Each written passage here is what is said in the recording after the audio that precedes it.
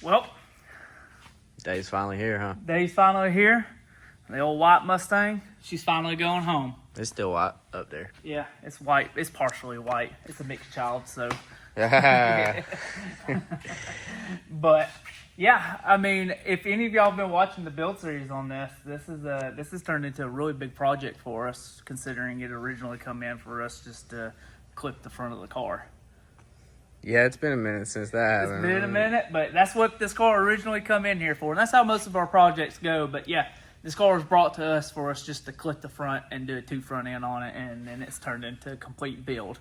Obviously, we are not wiring or plumbing it. That's just stuff that we don't do. But other than that, that's all the car needs. It needs to be wired, plumbed, and painted, and she'll be ready to rock and roll. So today we're going to give y'all a nice little wrap-up on this thing, show y'all some stuff that y'all haven't seen on it. As you can tell, it's up on the lift. I'm going to give y'all a full walk up underneath it, and then we'll kind of go into some of the more detailed stuff underneath the hood and inside of the car. Definitely stay tuned to see some of the stuff inside the car, because that's and underneath the hood, because there's some really nice stuff that we've done to this thing. But we're gonna roll on up underneath this thing and kind of let y'all see what we got going on. So most of y'all know, I mean, it's probably in the title of this video, but it's small block Ford setup.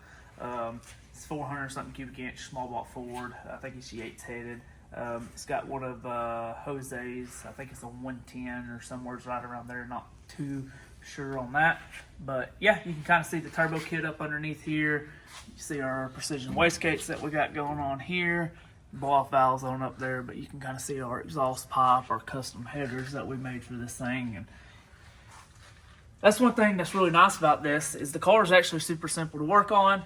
The headers are super simple to get on and off. There's plenty of room. You can get to all the plugs. The headers, whenever you pull them off, they'll just pop right out of here, out of both sides.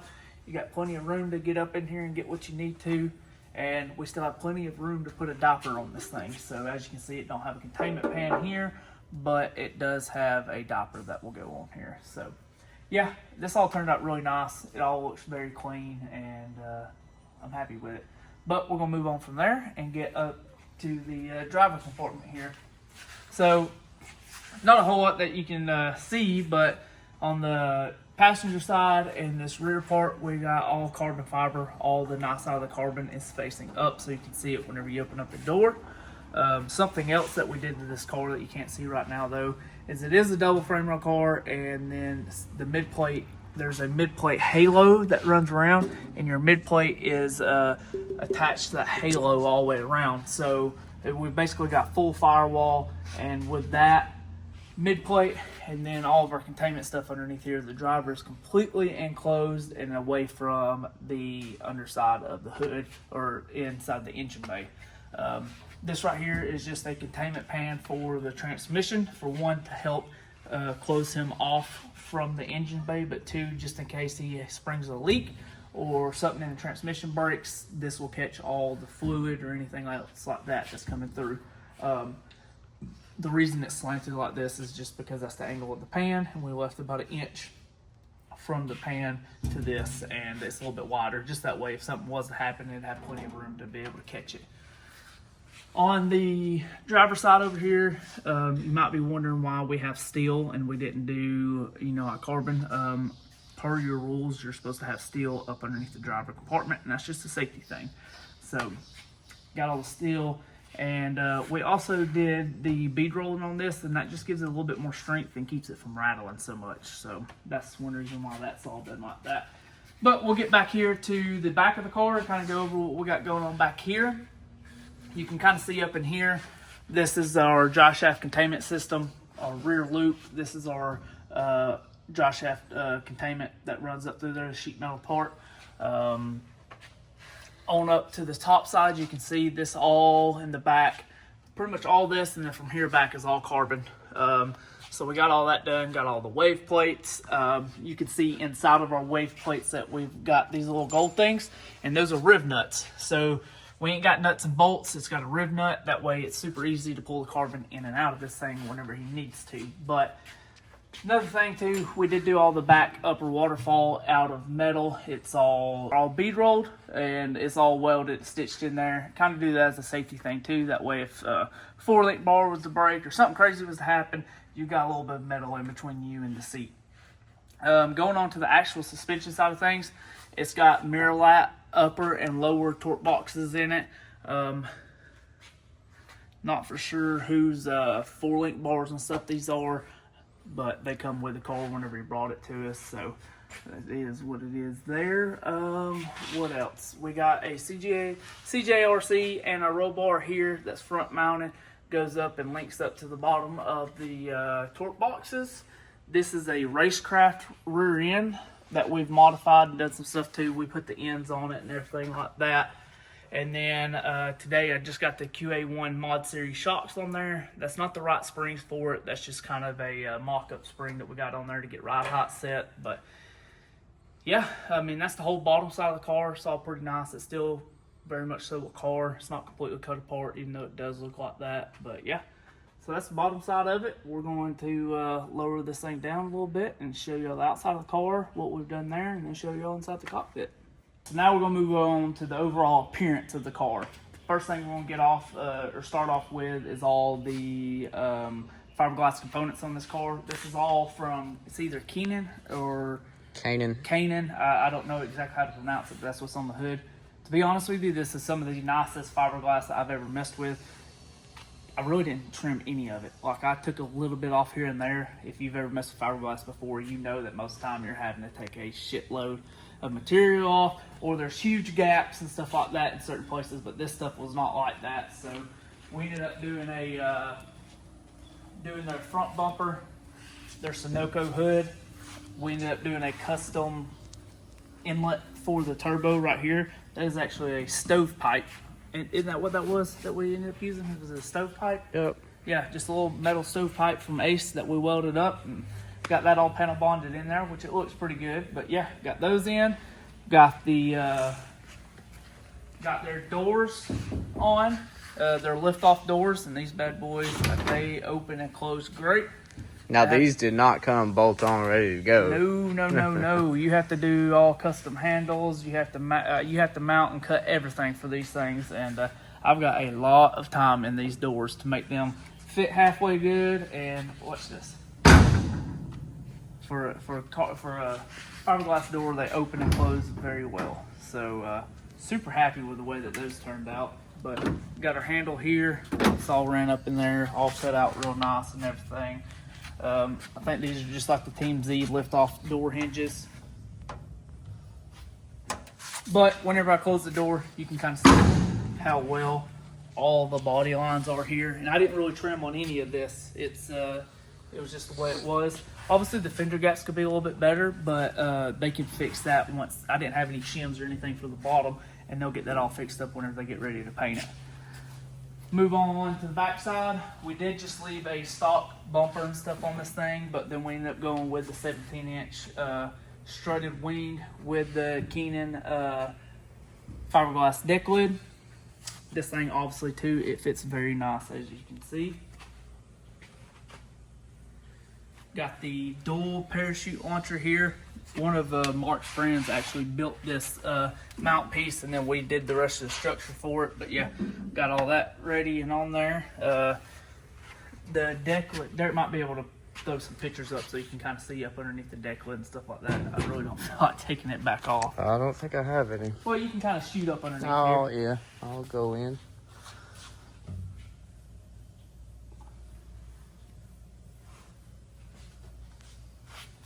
So I think really the only thing I missed out on the body side of things is obviously we did a dual bullhorn setup on this thing that's kind of cut up into the bumper here. It looks real nice and sleek, and it's a good look for this thing. And then from there we got a 17-inch weld V-Series chrome on the front, and then we have a 15 by 13 with 3.5-inch back spacing Kaiser Burt wheels on the rear. It's a real good looking wheel. But yeah, so that's kind of a wrap on the outside of the car. What's Mark got some cleaning to do. he's got some cleaning to do underneath here too, but we're gonna jump in underneath the hood real quick. Show you what we got going on here. Alright, so we kind of talked about some of this wallways up underneath there, but like I said, small bought 400 something cubic inch. We did all the front end, everything that you see up underneath there we've done. So custom fuel cell with the containment around the outside of it, fender mount here, custom turbo kit with dual bullhorns like we was talking about. He was suggested to run water through the heads on this thing. So we do have a very small radiator tucked away over here in the corner with some nice mounts and stuff like that. Got our custom headers with our EGT bungs and everything like that in there. And then you can kind of see the start of our fire suppression system here for underneath the motor. We talked about this in another video. We got these two here pointing at the fuel rails, and then we've got one more here pointing at the fuel cell itself.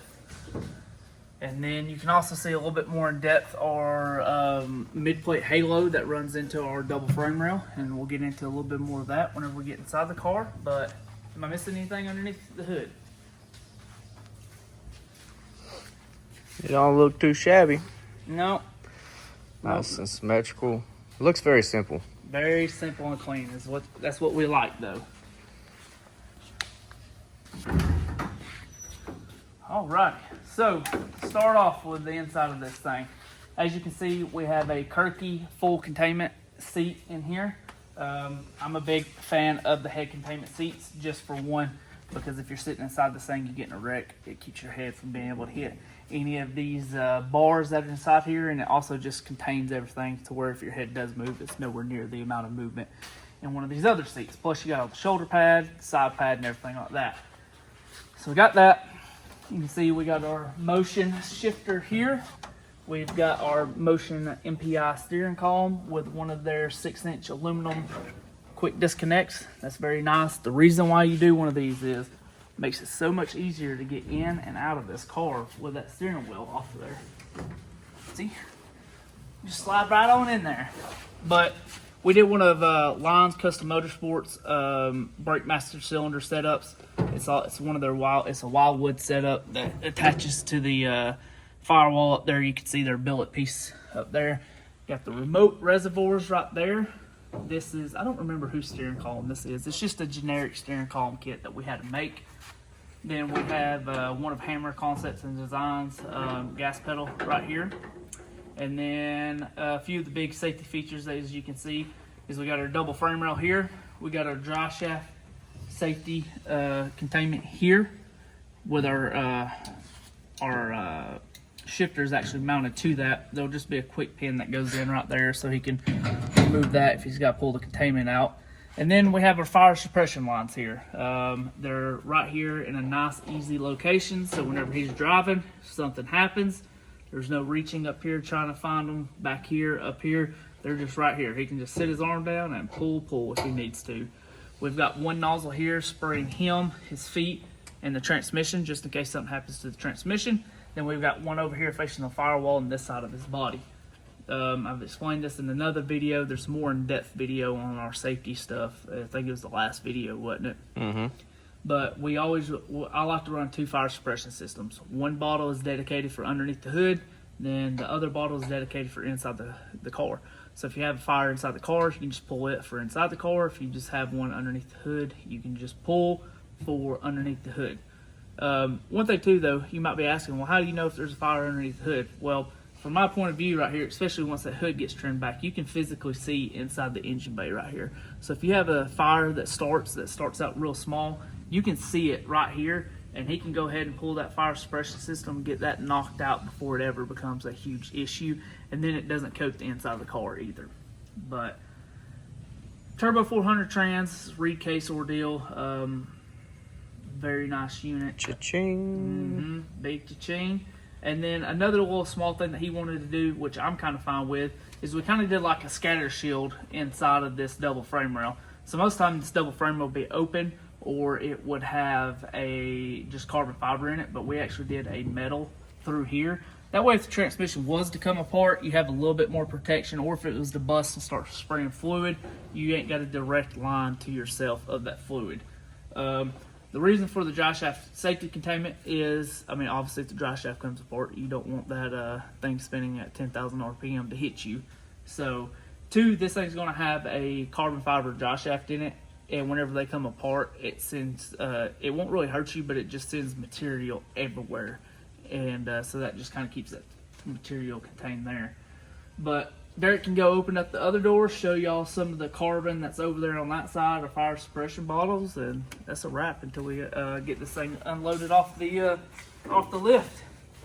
As you can see, we got all this nice, beautiful carbon fiber. It actually looks really good.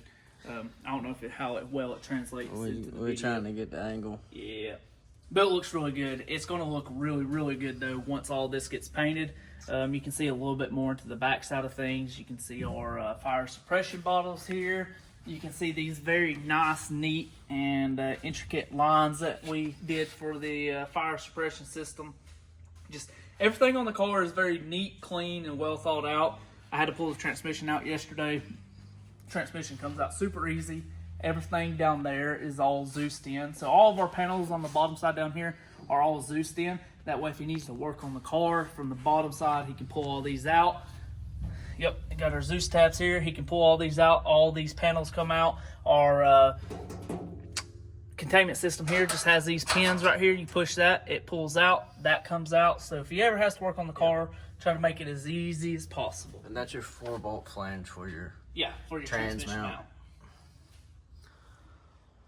But that's it, man. I think, what did we start with? We started with the clip and the tubs. We initially started with doing the front clip, and then about every 2 weeks, we would just keep on adding to it. We ain't complaining, Mark. We are not complaining. Don't think that we're complaining. You know better than that. But Mark's been a really good customer to us, and bring us another one. Yeah, bring us another one. He's been one of our best customers that we've had by far. So excited to get this car to him and see it done. He's another one that we know will get this thing done and get it to the track. So Johnny set ride height on this thing today. Yeah. That's about where she's going to go. It's about where she's going to sit. It could maybe go down just a little bit in the rear, but I don't have the right springs and stuff for it right now. But we're going to roll it off here, wipe it down real quick, and then we can kind of really see what the ride height's at. What do you think, Mr. Queen? I like it. I like it a lot. Think we should keep it? No, No, not keeping this one, but no, I like it. It's turned out really good. It's super clean. It sits good. It's gonna be a very good looking car. It's really kind of hard to tell too until this thing gets completely painted. Y'all just don't. Some people just don't realize how much it changes the car just whenever it gets paint put on the cage and everything like that. This thing will look like a completely different car once he finalized painting it and getting it back together. And y'all just don't understand how much it changes one. But no, I'm super excited with the way it turned out. Everything looks really good. Super happy with it. It does sit good.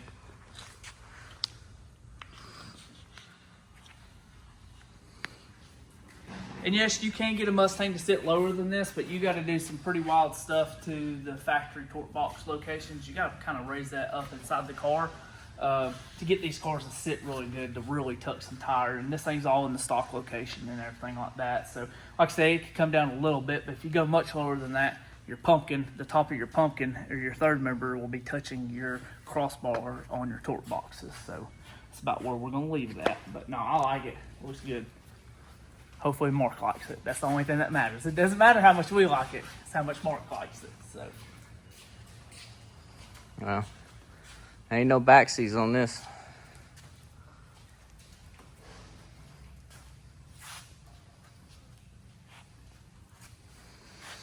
All right, wrap me up. Well, it's the end of this chapter for this car. We'll probably be seeing it again once he finalizes everything, though, and we have to set the suspension and stuff up on the car. And then hopefully we'll have some videos of this car at the track. That's what I'm most excited about. It seems like the past year some of these cars that we've been building have actually been going to the track and racing, which is very exciting. So hopefully I have some more footage of stuff like that coming up. But yeah, this is a big project that we got knocked out. We have 2 more big projects. Well, we got a lot more big projects, but ones that are on that we'll be recording and stuff. We got 2 of those. One of them will be hitting hot and heavy because we've got, about 60, 70 days this to get it done. So y'all be seeing that next week. Y'all see the first clip of that next week. But yeah, we're on a timeline crunch for that bad boy. But we'll catch y'all in next week's video. Always make sure to like, subscribe, and leave a comment on what you want to see. But we'll see you next week.